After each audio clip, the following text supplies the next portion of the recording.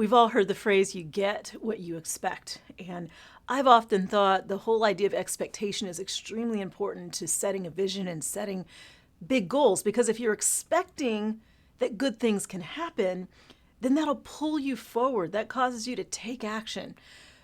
But I've noticed over the years in coaching hundreds of people from all over the world that oftentimes it is expectation that gets in the way of setting big goals, because with expectation comes the possibility of disappointment.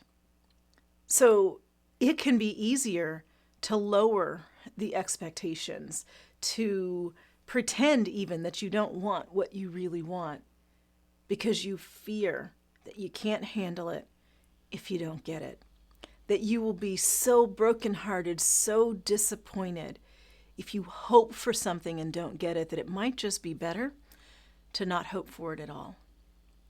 But one thing I know for sure is that when we stop hoping, we start settling. We start settling for less than what is possible, for less than the desires of our hearts. And I'm just wondering where this message is resonant in your life.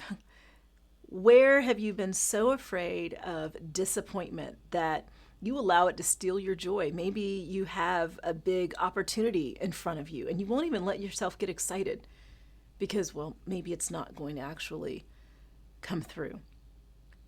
Or perhaps it is the professional aspiration that you have that you keep pulling back on because although you really want it, although you've seen it possible for other people, you think, but what if I get disappointed? What if I'm wrong? What if I'm not good enough? What if I can't bring that expectation, that hope to life? So what's the answer? I would say the answer is allowing yourself to live fully, the possibility of disappointment and all. The only way to truly live is to allow yourself to be afraid and to keep moving forward.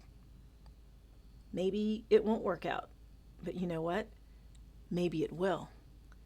If you keep that expectation in front of you and you keep taking steps in that direction as though the expectation will unfold, the truth of the matter is, it's more likely that it will than it won't.